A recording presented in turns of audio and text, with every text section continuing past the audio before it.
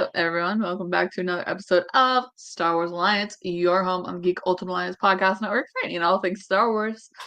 I'm your host, like always, it's Katie. And with me, as per the usual, it is Clay. Clay, how are you doing today? You got a new camera angle, I see. I did. Got a new camera.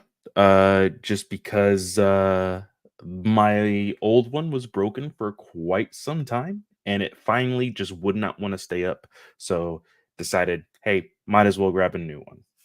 Yep. Hey, it looks good. So, Thank you, um, thank you. we are here today to talk about all things Star Wars, as well as talk about episodes 10 and 11 for the Bad Batch season 3.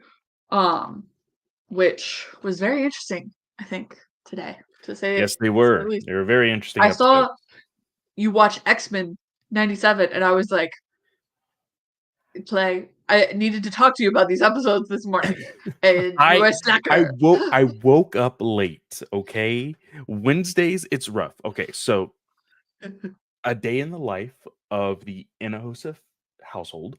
Um, Amberlyn goes to daycare on Monday, Tuesday, and Thursday. So I have to wake up extra early on Monday, Tuesday, and Thursday. And Wednesday is really the only day that I can get an extra 30 minutes of sleep. And then sometimes I even push it from there. So I shut off my first alarm this morning thinking I need to watch Bad Batch. And then I turned off my third alarm saying I don't have time for Bad Batch. Might as well just watch X-Men. So You could have watched one of the episodes. You could have put X-Men 97 for later. You know. uh I figured because it's two episodes, I wanted to watch them back to back. That was the only thing. I didn't want to have that one episode like in my brain and wonder like, oh crap, what's the second episode? Like everybody else has watched the second episode except for me. Like that would have been like horrible all day. So I was like, out of sight, out of mind all day, and then watched it earlier. So Whatever. Whatever. No, I'm just kidding. We do actually have a little bit of news to talk about today. Some Acolyte pictures have dropped, particularly for Daphne Keen's Padawan Jecki. And new information on her as well. She is actually the current Padawan in the main time frame. I'm saying main time frame. It just says current Padawan of Master Soul, who's played by Li Zhangzhe. But we think there's flashbacks. We've talked about it already. yeah. Um, so she's the current Padawan of Master Soul. And it'll be interesting to see how it goes. Um, yeah. The rest of the news that we have is comic and book related. So the first thing is actually it looks like we may be getting an Acolyte one-shot comic. What do you think of this? I I I don't know how I feel about this. Of course, for any of us that are collectors of comics and are fans of the Star Wars franchise are already going to be picking it up. But it's things like this that kind of get me worried in the sense of like, okay, is it going to be worth it to publish it? Is it going to sell as well as Marvel possibly thinks it's going to, you know? Yeah. Um and there's nothing official on it being a one shot yet. I told Star Wars Splash Page Pod, who tweets all these typically, this is where we get a lot of our information because it is collected in the Star Wars High Republic 2023 5 to 8 trade paperback, which comes out in December. And just says Star Wars The Acolyte 2024 #1. And I said, oh, they're already planning for the adaptation. Which if you've seen LaRocca's artwork for the Obi-Wan Kenobi adaptation, there's no reason to be excited for adaptations from Star Wars comics right now. So, um, but with the fact that it's collected in the High Republic trade, probably not an adaptation. That was just me being cynical. Um, I think it's a good thing that the director is already in the vein of, hey, yeah, I'm good with publishing, like, Yeah. tackling on things. I think that's a good sign, because The Acolyte also is getting a oh gosh, where did it go? Visual guide that is coming out January 7th, 2025 currently. January 7th. Ooh, that's my birthday. Ooh, happy Hey. birthday to you. Yeah. Um, so to me, I think that's pretty awesome. That because I don't even think we got a visual guide to Andor yet. Hmm. So it's very good to see Yeah. um these things happening across the table spheres. Um the last comic bit of news is that it actually looks like um the Star Wars 2020 run, as well as the Darth Vader 2020 run, I think. Yes. Is it 2020 Eh, or 2021 run They're for both Darth Vader? 2020. Okay. Okay. They're both 2020. I am looking at the tweet. Um, I've been acting up all day. Um, so it looks like they will be ending both with issue 50. And those trades are due out. It looks like December 3rd for Star Wars and December 31st for Darth Vader. We've been speculating this, Uh-huh. and we've had a lot of conversations on what we want versus, what do we think they're going to do.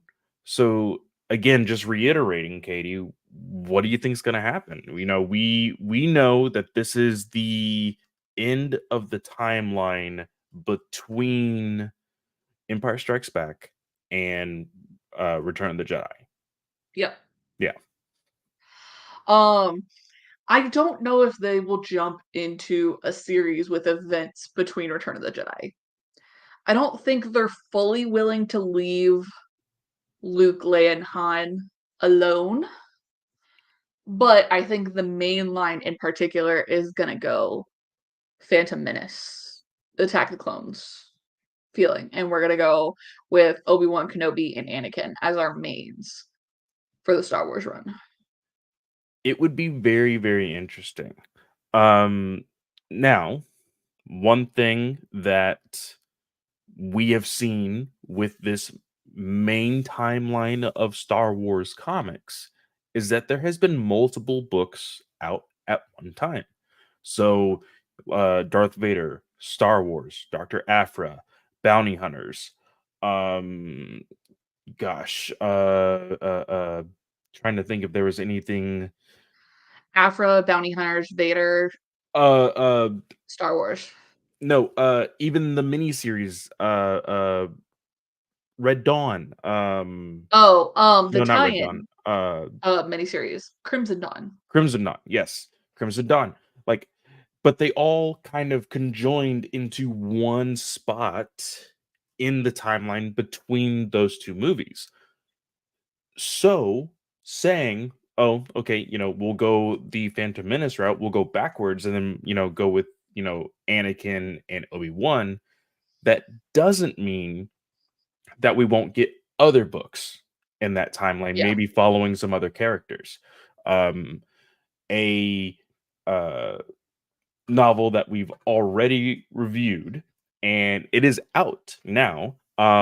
As far as the review, the book is not out yet for another 5 days, Week. 4 days. Yeah, it's out Oh no, next no, Tuesday. it's on the 9th. That's right, on the 9th. So, in a little less than a week, um, we get to see a lot of characters, and it would be very interesting to kind of elaborate on those. So maybe we see some miniseries in that part of the timeline as well. Um, I What would you really, say if what would you say if they took the Darth Vader and went with like a Darth Sidious and you got to see machinations behind the scenes for what Palpatine's doing? I don't know because I really like the fact that kind of a little insight into our conversation before the Bad Batch. Sidious Palpatine is not there. He is only but a thought behind what everything is going on in Tantus, right? So, Yeah. like, we see his plans being brought into fruition through other people. So, I don't know if I would want a book that is dedicated to Sidious himself. Like, I could appreciate maybe a one shot to give us like that one like aha moment that we really need in that part of the timeline that shows how he did things. Um, but I don't know if I would want one focused on him. Now, Yeah. I think I could appreciate genuinely Or a Count Dooku? Dooku. Yes, that's exactly who I was gonna say. If I got a Dooku series that showed maybe a little bit of what was in uh Jedi Lost, just so that way other people who haven't read the novelization kind of get like a little bit of that. And Yeah. then we get the highlight that was in Tales of the Jedi, Mhm. but then we get the actual recruitment, you know, and all of that and how he becomes a part of Sidious's chessboard. Like Yeah. that's what I would really like to see. Yeah, that could be cool. And then you could honestly continue that and go through the Phantom Menace with him planning, um, like the Clone Wars and everything. Mhm. Probably best for like a mainline running show or series would Mhm. be Attack of the Clones to Revenge of the Sith, Yeah. I think. Who would you want to write that? Like, we've got obviously we have all the known ones right now. We've got Kevin Scott, we've got Charles Mhm. Soule, Ethan Sachs is currently working on Jango Fett, which is set before I believe it's set before the Phantom Menace. Yeah. Um and then you've got Alyssa Wong who did Afra. So I think there's a lot of like open thing Mhm. open people who can tackle things in Star Wars right now for comics. But is there anyone in particular you would want to see do a Count Dooku? Um, I would love for uh he is famously known for writing horror and villain comics. I would really like for Cullen Bunn to write a Count Dooku series. I think that would be absolutely amazing. If you ever have the chance to, since you have Marvel Unlimited now, there is a small run, and I think a one shot or two of Magneto comics, and he wrote that. Uh, Really great writer. Like I said, he does a lot of horror, but because he kind of has that like weird sense of writing style for horror, that dives really well with the sinister mind of a villain. So I think he would be great at that. Um, Now, talking about Clone Wars, what if we got a book of Clone Wars without Jedi and we followed clones? Yeah, I could see it. I think that would be very interesting. I think that the clones have enough rep for fans. If you chose the right clones, I think you could get a series that would be worth following for an ongoing. What do you think? Yeah, I could see it. I don't necessarily know how much you would get without clones. You could potentially go like, oh, here's the Bad Batch, because that was really the only clone force that was known for going without Jedi. Oh, that's But true. you could do something similar. Um, Well, it I just mean, made me think of it like the instead Battle of of Umbara episodes for Clone well, Wars. I probably worded that wrong. Not necessarily without Jedi, but I really mean the focus is not on the Jedi. Whereas when you saw The Clone point of Wars, view is from the clones, yeah, is what you're exactly. saying. That's what I mean. Yeah. Sorry, I didn't understand. I was like, without Jedi, I don't think Yeah, no, no, you're not no. gonna get So that. in Clone Wars, we see our main characters as Ahsoka, Anakin, and Obi-Wan. Then we have, of course, right hand Rex, and then all of the other reoccurring clones.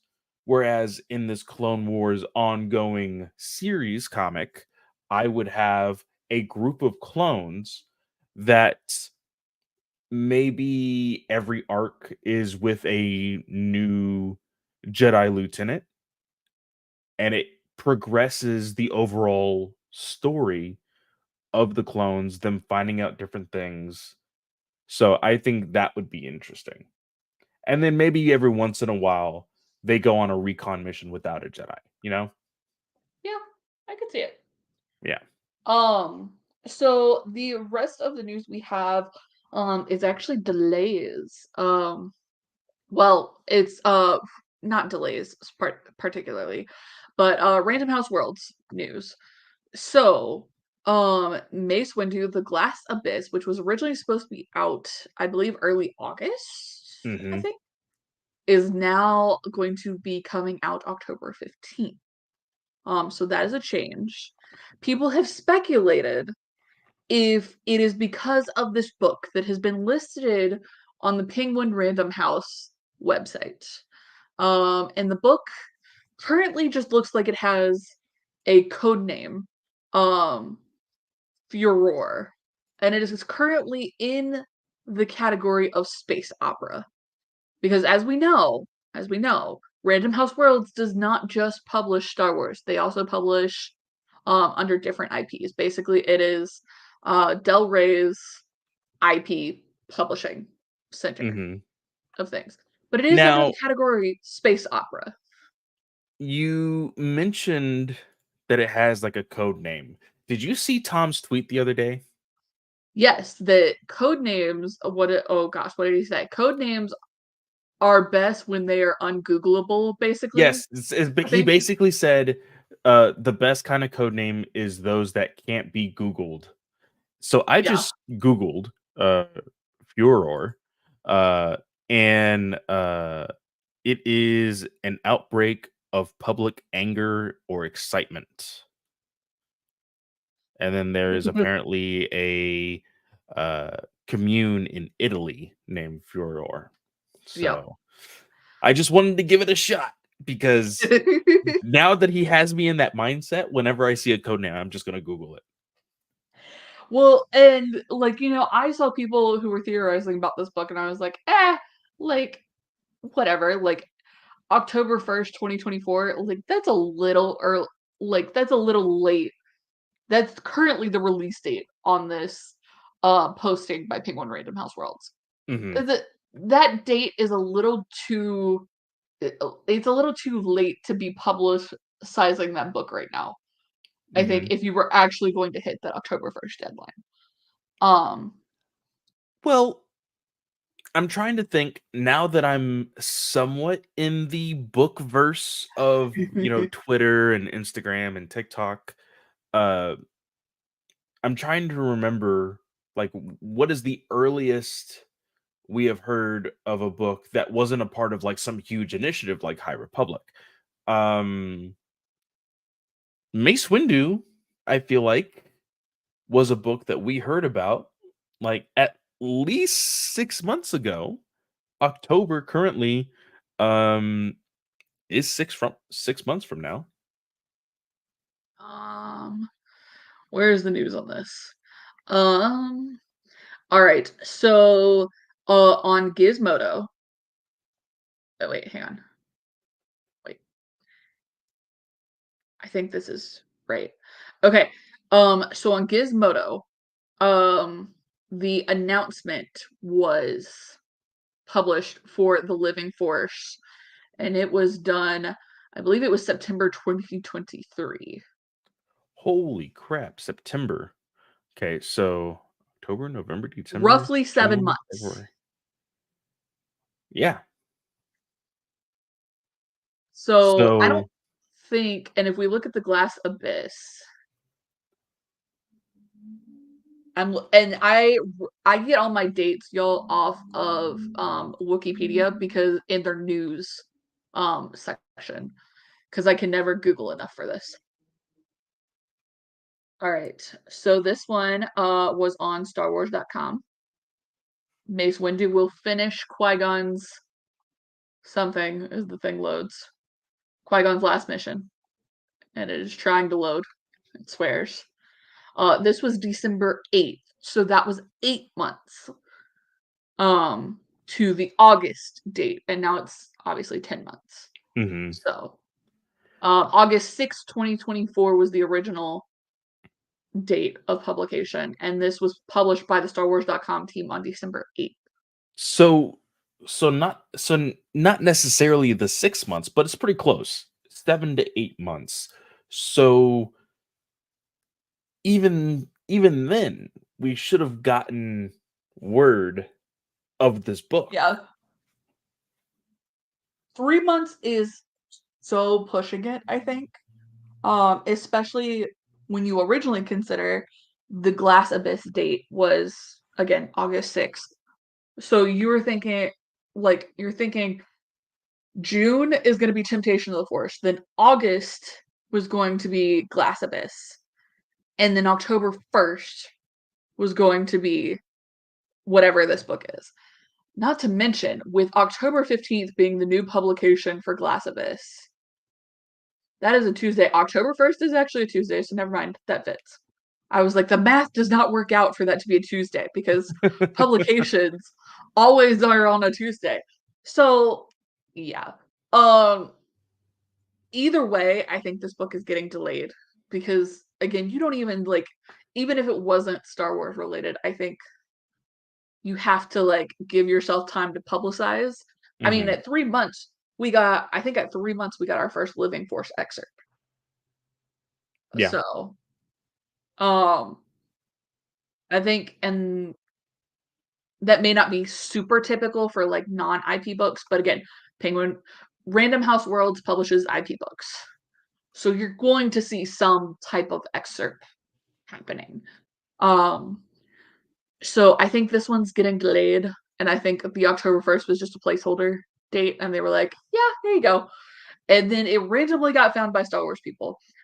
Here's the other thing that confused me, and if you're a Star Wars fan, please, who was theorizing this, please tell me why, because I saw this and was like, why would this be theorized this way? People were theorizing that this book is by Timothy Zahn. Why make the assumption? That's what I was like, I don't know. I could not find the original tweet that had Timothy Zahn I named as like can I theorizing.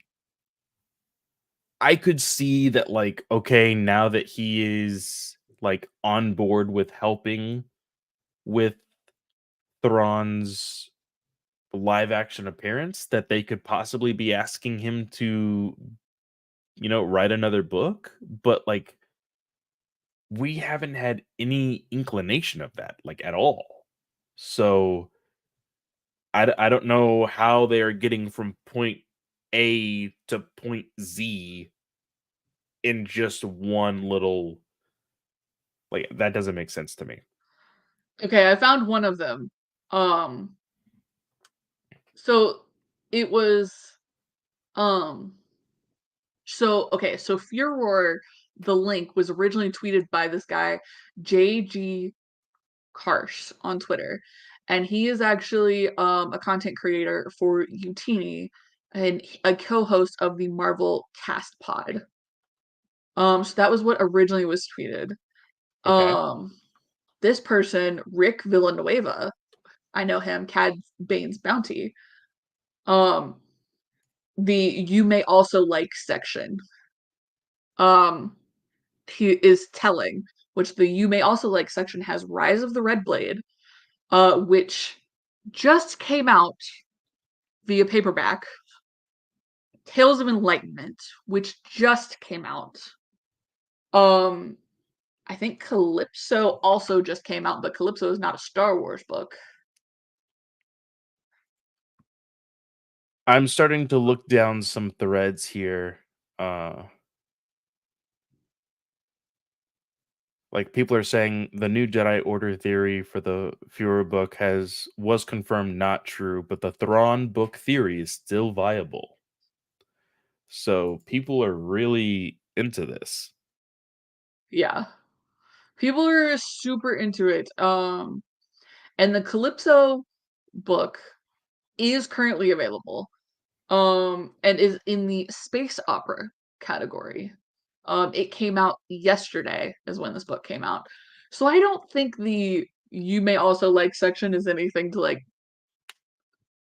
harken about. Um, because the Icarus job is the Timothy Zahn book that's mentioned. And that came out in March. So that's also a Mhm. drop. I don't know. And I'm not big into theorizing because I'm like, Random House Worlds gives us so much information. Yeah. Like, that's where I'm like, why would I theorize when I'm perfectly happy? I'm a theorizing person, y'all. If you haven't been able to tell, way 150-ish episodes or whatever we're at.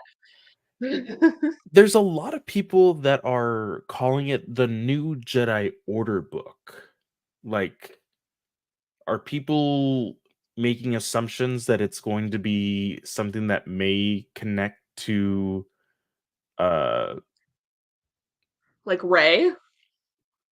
maybe? I'm not entirely sure. But there's a lot of people because all I did was I searched on Twitter Furor book and then and what I also think is really hilarious, people were having like this tinfoil hat conversation on April Fool's Day. So it's like, guys, like maybe calm down until the day after, see if there's any confirmations and stuff like that. Because literally, like all the stuff that Yeah. happened on April Fool's Day, I was like, you could tell me people died. I won't believe it until the next day when there's actual confirmation. Yeah, this is wild. I'm not a theorizing person. Heck, the Fourth Wing book, when they published, um, when Book Talk went wild over, I can't remember the publisher. Oh, Red Tower Books.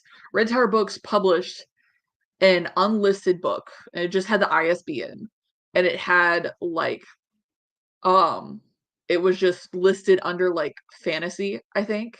It Mhm. was wild, I'm telling you.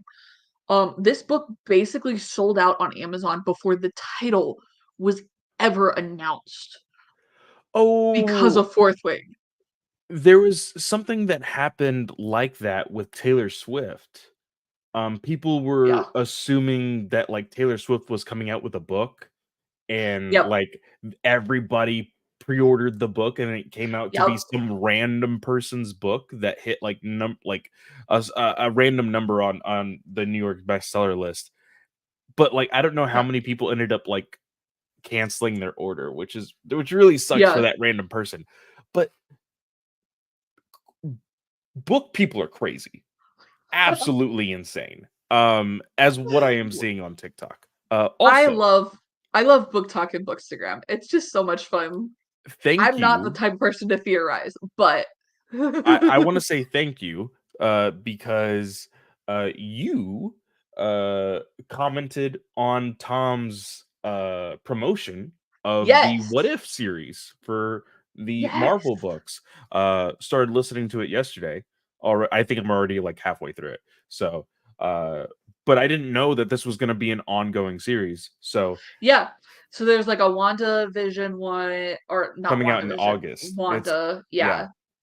And then there's one that actually Mike Chin did. And I can't remember which one did. Oh, really? But the guy who wrote Brotherhood, he Yeah. did. He's doing one. Um, I haven't seen him on Twitter recently. Hope he didn't delete his account too. Um, Ah, yeah. It is, what if Mark Spector was oh host yeah, the to Venom? yeah, the Moon Knight one. Very cool. So yeah, it's a 3-part series. I think I'm at like chapter 5 of the Loki one because I got it on Kindle. I had pre-ordered all of these because I was like, this is such a cool concept. Yeah, Um, I really like it. so And I know that we kind of went on a tangent there, guys, so sorry about that. Um, but is there anything else news-wise? um, one last look. I think that was it. Yes, that was it. All right. So to Bad Batch. Yes, Bad Batch episode 10. This is Identity Crisis. Yes. Now, I think we can all assume what's going to happen at the end of this season for this particular character. Like, I feel like She the gonna writing is die? on the wall. I feel like she is going to die, but she is not going to die without attempting to help the Bad Batch. Yep. And that, of course, is Dr. Uh, oh my gosh. Emery Carr. Carr. Yeah. Dr. Carr. Um, this is a full episode only focused on her. We don't get anybody from the Bad Batch in this episode. We only Yep. get mention of Omega because, of course, this is still uh, everybody at Tantus is still working on uh, Project Necromancer, one of the two. Necromancer. Necromancer, yes. Um, but we get to actually see other characters with a high M count sample. And we find out that Omega doesn't actually have, well, okay, it's unsaid if she has a high M count. She is specifically labeled as a DNA specimen that is appropriate to bind to the M count Yes, that will help, I think it's stabilize it in a clone. So, something like that. Yes, I picked that up as well, which was very, very interesting. So the idea of her being force sensitive is kind of not necessarily true anymore, kind of. yep. So, uh, it's a little disappointing and understandable also. So, uh, I really enjoyed this episode. It was a little dark. Um, It's hard to watch. there is kidnapping of children. So Yep. trigger warning there. We get to Um, see Cad Bane return to kidnap yeah, her children, that like was he a did little bit in of a Clone Wars. surprise. Uh, I was not expecting Cad Bane's return. I was totally expecting that. How are you not expecting that? I don't know. Like when that character was like, "Oh, I have somebody of interest or a child of interest or whatever." I assumed that, you know, because I think immediately after that we see a scene of Tantus. So I was just like, okay, so that we're just gonna see clones kidnap a child, and we're actually going to see like them like do this whole process. That's my thought process was how Well, everything was gonna go down. see, because when they saw Finnick was like, "Yeah, bounty hunters are being recruited to look for these. That's not my kind of gig, Yeah, but yeah. others are doing it." And Asajj, it sounded like was tackling some of the jobs, whether it's for like I help identifying like a path or Mhm. what, we don't know. Um, but with the fact that we saw Cad Bane in season 1, and then we also saw him kidnap children for Palpatine slash Sidious in the Clone Wars, based Yeah. on the crystal, the holocron, I was like, okay, this is either going to be Asajj, and we're going to continue Asajj's story, or it's going to be Cad Bane. Hmm. That's how I made that deduction, if anybody was curious. Man, I wish we are gonna get I hope we're gonna get more Asajj, but I feel like we're not. I feel like we're not gonna see her the rest of the season, which Yeah, would I don't suck. think we are either now.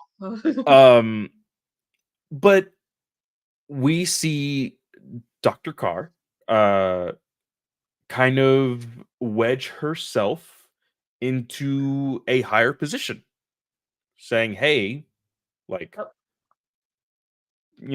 progress has basically halted without Nala Se.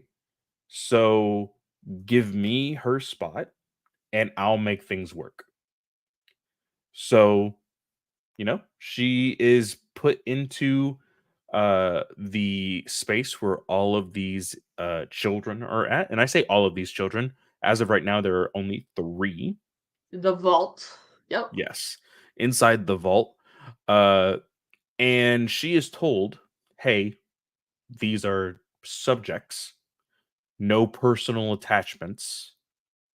Just do what you need Yep. to for the testing." Um, I feel like the writing was on the wall that she was kind of gonna disregard that. Especially after how she transitioned to how she was acting with Omega Yeah, in the opening episodes. Um, I feel like she saw Megan was like, "That was who I used to be. Like, let me like, can I stay away or can I help her be better than me?" exactly. Like I think her background as a clone is something that is taken to heart when it comes to situations like this. Like, you know, she's kind of been there. So she's gonna take, these situations with these kids like to heart, and she's gonna have at least some remorse for them. Um so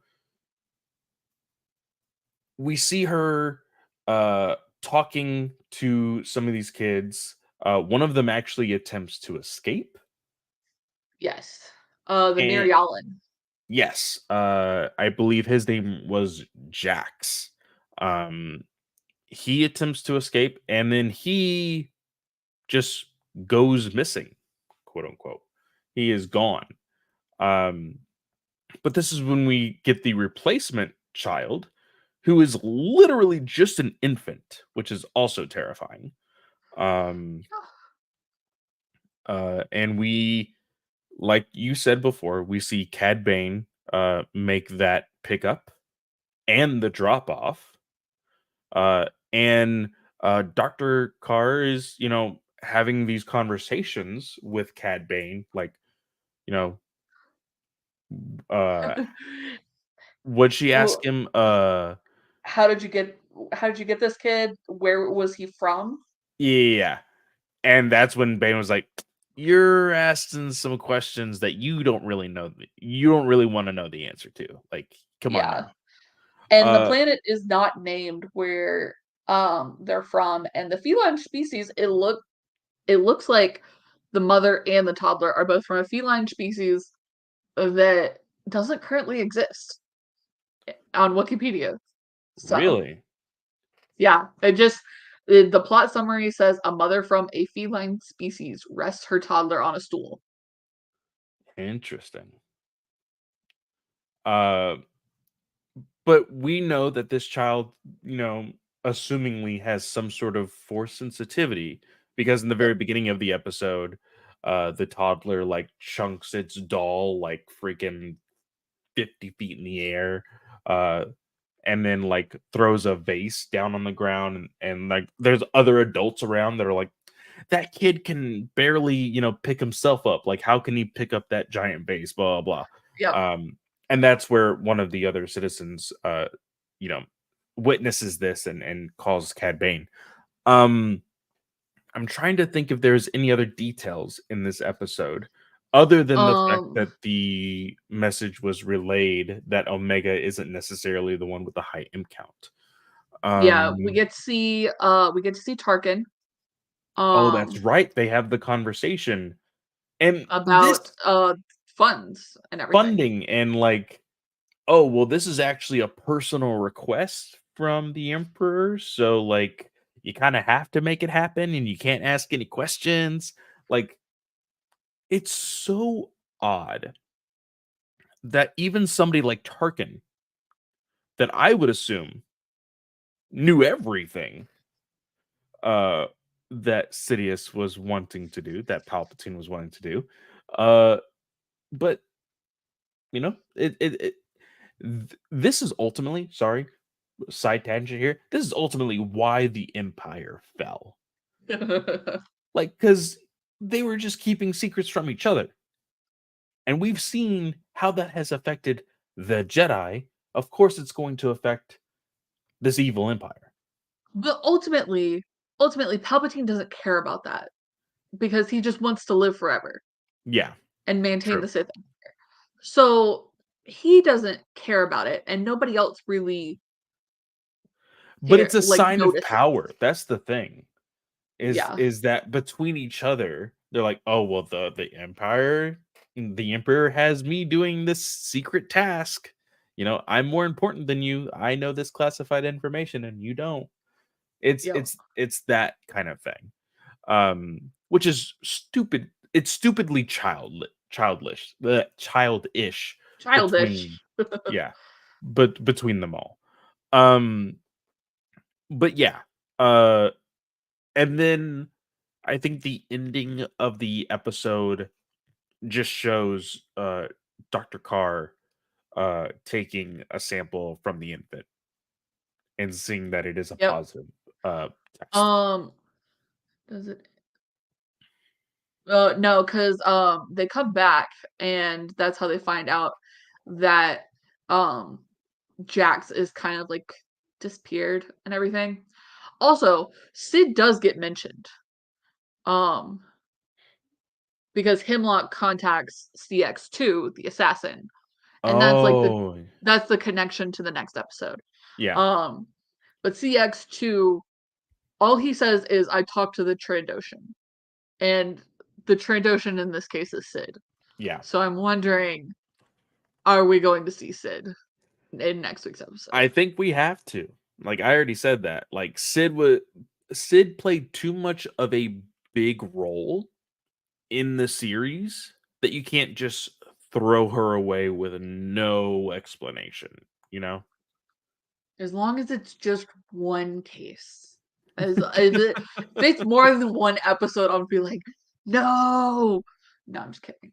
Um, yeah. So, um, the episode ends with her comparing the kids' blood samples with Omega's to That's see right. if she Yeah. can tell any difference. And then she also finds the doll that Omega had made with the straw, and she leaves that for Eva, the red Iktachi, Mhm. force sensitive kid. So Oh, but Dr. Carr, one of the observations that she made when going into the vault was, why aren't there any adults with high M counts? yep. And it was said, Not many they're adults not left. really, they're not really here anymore. Um, they're far and in between, basically. Um, of course, that being a little tease for the fact that Order 66 happened. So a cool little Easter egg there, I guess. Yep. Um, And so just for those who are interested, at the end of season 2, we know that Tarkin knows that Hemlock is in charge of a cloning program. So he knows that there's cloning things happening. I just don't think he knows in particular about the force sensitive cloning. ooh, I want to go back and see if there was any conversation in The Mandalorian that mentions Hemlock. Like Hemlock would, I assume, be dead by that time. Yeah. But if they like reference his research or anything, that would be interesting. Um. So yeah. So Wikipedia typically has like mentioned like Hemlock is in the return episode for the Bad Batch. He's mentioned only. Yeah. He's not fully mentioned in the Mandalorian. Okay. But the research part could potentially be a thing. Yeah. All right. Oh, and then there was an actual conversation between Dr. Carr and Nala Se, in Yep. Nala Se's little cell when like basically like, "Hey, you need to tell me what's going on." And it was very like hush hush and very vague and kind of spoken in riddles as far as Nalase goes. I don't like I think that she does and does not trust Dr. Carr. Just because currently Dr. Carr is seemingly doing everything that Hemlock is saying or telling her. Yep. So she kind of has these defenses up. But I think ultimately Carr is going to be turning against the Empire by the end of this season. Yeah. If she makes it out alive, I don't know. Yeah. I'm in the same boat. All right. Well, episode 11 is Yes. uh oh shoot, what episode title is this? This is the Point of No Return. Um and this one is all about our Bad Batch group. Um Yep. I think the On only one Pabu of all missing places. yeah, the only one missing is, Echo. Echo is not seen. Yep. I think that is because Echo is still a part of uh, the team up with Rex. From what we have learned, they kinda go out and Yeah. do missions and stuff. Um, but yeah, back on their island, um, is where this episode, takes place. And they're getting ready to leave. Also, as a side note, y'all, sorry, my AC is currently out. We're trying to save it for sleeping time tonight, which is why you're seeing me with no lights because I'm trying to keep it cool in here. So just FYI. If you're watching on YouTube, that's why it's dark. I don't want to turn it back on. Not a problem. Uh, but how did you feel about the intensity of this episode? This felt like almost felt like a penultimate episode. All I gotta say is I called it that she is gonna be gone from the Bad Batch for the rest of the season until the rescue episodes at the end. Just saying. I mean, you did and you didn't because she definitely got rescued very early in the season. Right, but I specifically called that the final episodes were gonna be the rescue scenes. So, And we have what, 4 episodes left? we have 1, 2 yep, 4 episodes left. So, you gotta think that's perfectly legit. If we spend 2 episodes where the Bad Batch is trying to find the coordinates to Tantus, and then the last 2 episodes are we get to Tantus and rescue.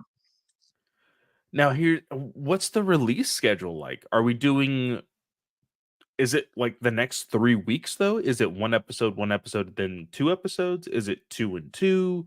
Like, how is all of this going out? Because I It thought we is were up until, like, the ending of April with this. yeah, so the last episode is May 1st. Um, and so we have Juggernaut next week, Into the Breach April 17th, Flash Strike April 24th, and then the Cavalry has arrived May 1st. So it's Oh, only wow. 4 episodes. 4 weeks. They're actually doing it all, like I thought the last was gonna be at least a 2-episode drop, but I like it this way.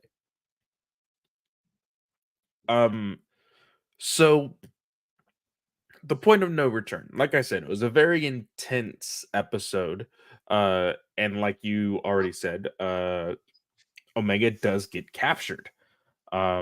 This assassin that we have been seeing for quite some time now, uh, is taking another crack at Omega. Uh, and he is cutthroat. He goes for the kill immediately, and sets bomb charges on on their ship Well, while Wrecker. he goes to Fee. He tracks Oh, down that's right. Fee Yeah. because he had talked about a pirate in the previous episode. And I was like, that they would have to be Sorry, y'all. I'm gonna have to take a quick break because apparently I don't have any more needles in my kit. um, so in the first episode, in um, Identity Crisis, he talks about finding the pirate from Sid, Hmm. and then he tracks the feed down at a refill station to get the coordinates for Pabu, and Yeah, basically assumes, oh, she's there all the time. So that's where I'm gonna go look for the kid first. that's right. Yeah, yeah, yeah. Be And ready. then uh we get a scene of Pabu and how the life is still very relaxed, very chill. Uh, all the citizens have kind of become accustomed of Batcher and the rest of the Bad Batch. Um, but like I had said, um, this assassin eventually gets to them and goes straight for the kill. They're getting ready to leave, like Katie had said, and uh as Wrecker was loading the ship, we see the assassin shooting off these charges onto specific points of the ship. Wrecker actually hears one of them, takes Hmm. mention of it, and uh, gets the what's the Gong Doc droid's? Droid. Yeah, I forgot his name already. Um, but he tackles him and the ship explodes. Um, Everybody is able to confirm if he is okay. Uh, Yep. and but he's unconscious for the rest of the episode. We do not see him again. Like we see him unconscious, but we do not see him wake up whatsoever. Um, but this is when we see the actual uh infiltration of the island from the Empire. Clones everywhere, stormtroopers, should I say? Um, and you know, Hunter's like, "Hey guys, we need to take cover, get inside your homes." Um, and while everybody is hiding, of course, this is when Hunter and Crosshair take action. Um, they specifically tell Omega to go and make sure that Wrecker is safe, and they'll check everything else out. Um, I forgot what Hunter was trying to do specifically, but he ends up getting onto a ship. Uh, He tries to get it on a ship because the Marauder is dead. There is no more Marauder, yes, like at that's true. all. That's true because it got blown up. So he's trying to apprehend another ship. When doing so, he does get caught in the act, and they're trying to shake him off or whatever. And the assassin takes a 1 in a million shot, kills the pilot, and the ship goes down. Thankfully, of course, island, planet full of water, Hunter is safe. Um, and Crosshair does mention to Omega, like, hey, he's a lot safer than we are right now. Let's get going. Uh, they attempt to uh I wouldn't say get away. They do make it back inside of their house or home or whatever you want to call it. And Omega says, "Hey, I'm going to go ahead and give myself up. This is the right thing to do. These people don't deserve what's happening to them right now. And this is the best position that we could be in because we're trying to find the coordinates to Tantus, and they're going to take me right to Tantus. So it's a Yep. win-win for everybody."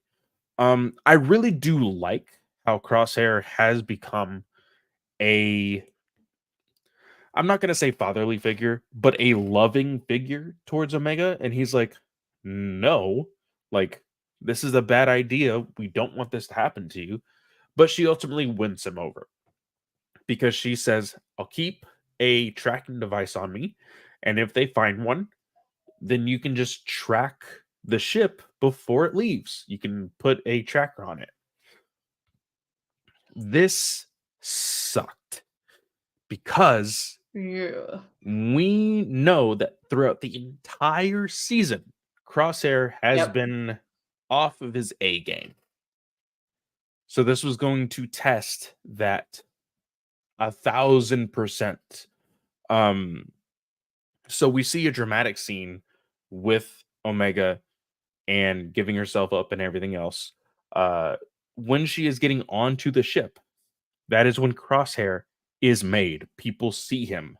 He has to fight off these like 4 or 5 troopers before he can even attempt to shoot the tracker onto the ship. And when he makes the shot, he misses. It Yep. goes right into the water as they are going out into the atmosphere. Like And I don't seeing his that hand plot, never shook, but it sucked. like it was just like you had the hope that if he wasn't found, he probably could have been able to do it, you know? Yeah. So that sucks. And it gives you this like this thought of like how the hell are they going to find her, you know? Yeah. Um and I think genuinely, now that I think about it, I think this is how we get uh You think Asajj. Emery's gonna get off? Or you thinking Asajj is gonna come back into play? I think Asajj is going to help them find Cad Bane, who is going to give them the information after a little bit of persuasion for Tantus. But you gotta also think they didn't meet Cad Bane at Tantus. They met him on a space station outside Coruscant. Hmm. So he may not know how to get there. He may not have the coordinates. Because otherwise he would be meeting them on Tantus and just delivering the kid there. Oh well, you know what? Thinking about it, if Asajj does the same type of bounties, then she would have the information as well. Yeah. And so she would not Hmm. have the capability to give coordinates either. So what do you think's gonna happen? Well, okay. So we know there's still one mission that they need to go on with Fee. Hmm. Because of the trailer. And I know I've kept saying, like, hey y'all, like we're done with the trailer. Like we've seen everything from the trailer. No, I forgot the opening shot is we have we have Hunter, Wrecker, and we do in fact see Crosshair, but they are like running out of road on like the side of a mountain. Hmm. Um and they jump up and you actually see Crosshair on Fee's ship. Um so I'm watching the rest of the trailer to see if there's anything else right now because that's Rex. We see Tech falling, which we haven't seen Tech falling. Um, that's Pabu. It actually looks like okay, here's something. So I'm gonna just show this one little bit because I don't want us to get copyright struck. But um, Just make sure that you're not in full screen, and I think you should be good. well, yeah. So here's her with the hair we currently see her have, and that's Rex, and we've already seen him say not with the Empire imprisoning the kid. But if you Um, so it transitions to earlier on. no, I think. Oh, I don't know. I think that is a uh episode that we've already seen. I don't think so because the hair's different. Hmm. Because she was wearing it a little while. She did have a ponytail, but she's like combed it back. This is the style she's been wearing recently. But we got the hair change in the middle of her still on Tantus. Right, but I'm saying like the bangs and everything are different currently versus what she was wearing on Tantus originally. I Well, I'm think. gonna have to go back and see. I'm gonna have to I'm go gonna have to back. look too. Okay, I'm going through the trailer more. That's what we know. We've seen that. Yep, Omega's been waiting for us a long time. That's also pre. That's them escaping the first time. Palpatine. Um, yep, that's CX on Pabu. We knew that. Yep, seen that. Sorry, y'all. This is weird. Me going through a trailer. Clay will edit all this down later for y'all's listening pleasure. But I just wanted to make sure. Like, have we seen it? Oh, we also saw Cad Bane in the trailer. That's why. I. That's another reason. Was he in the trailer? Yeah, here he is. Oh Here's him. wow. Yeah. I Yeah, I totally forgot missed about that that. then. Nala say. There's the assassin guy. There's new shots of Rex and Echo, so we know they're gonna be coming back. Um.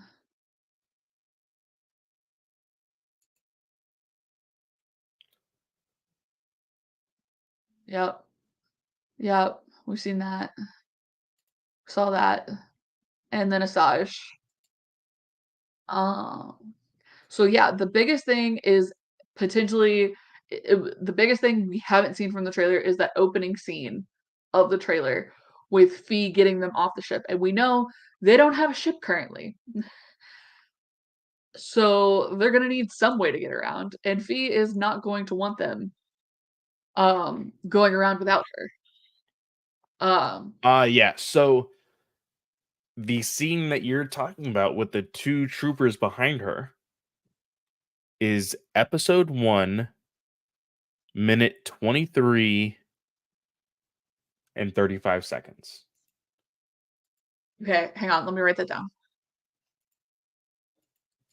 Episode 1, Episode 1, minute 23.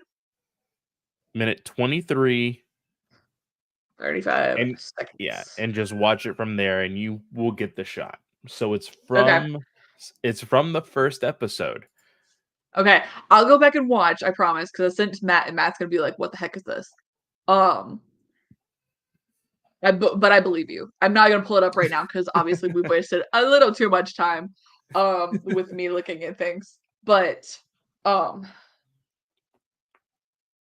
yeah. So then the only thing really would be the new shots of Rex and Echo, and then the opening like 15 seconds of the trailer with Mhm. Fee. Yeah. So We'll just have to wait where and did we get see. on this? You asked where I thought things were gonna go. Yeah. Um, Yeah, we're like, how do you think they're gonna find her? Like, I think they're gonna end up going back to see if they can get data off of Tarkin. Um, and and here's oh well, you know what? I'll leave that question for the penultimate episode, so that way we can have our discussions for the finale. I have one question that I'm gonna have to write down so I don't forget it. yeah, I think they're gonna have to end up going after some high level data. I think potentially Rex is gonna be able to lead them into maybe a right direction. Are we going to see Senator Chuchi pop back up as an information source? Oh, yeah, we kind of just left them hanging, really. We don't know if they're alive. Do We don't know if they're alive. we saw them run away. We saw them run away, but they could still be very dead. The assassin could have succeeded. There was two of them on the scene. Maybe, probably. We'll see what happens. Again, I'm not very much of a theorizer person, but yeah, I would say we're gonna get either Chuchi or they're gonna just go straight after Tarkin and just see what they can pull off his mainframe. Um, I don't. Do you? Are we still in the same boat that CX2 is not tech, right? I feel like if they pull that out of nowhere for these last 4 episodes, to have like some like happy ending. Like I don't know how I feel about that. I'm not gonna like that. I would not like that, I don't think. I genuinely think it's Cody at this point. I saw somebody on Twitter theorize that it was Cody because Cody just up and disappeared Oh after yeah. Crosshair. And that could be a good connection to still have some emotional hit Hmm. without it being like, oh yeah, by the way, Tech's alive. Yeah, I don't think like because what you have him alive just for them to make this decision to kill him. Like Yeah. that would. Especially especially with it being towards the end, because Cody is not in Rebels. So something had to happen to Cody. Hmm. I don't think you can pull back Tech this close. It would have been one thing if he had been maybe captured at the end of this episode by the Bad Batch and not allowed to return with Omega, and Yeah. Omega had to go back with other clones. And then they could spend 4 episodes looking for Omega, but also working on rehabbing Tech. Yeah. But I think at this point, it's too late to bring back Tech. Yeah. Same. I do. I do believe that. And I just again it goes back to this conversation that we've already had, but Yep. it's really a subjective thought is like is is that going to make his quote unquote death like not worthy, or like is it bad writing, or all of these different things that we're going to see if this is actually becomes into fruition. There's going to be a huge argument. There's going to be people screaming up from the heavens like, oh yeah, this was the greatest thing ever, blah blah blah. And there's going to be people on the exact opposite end. They're going to be screaming as of why it was the worst decision Lucasfilm has ever made, you know.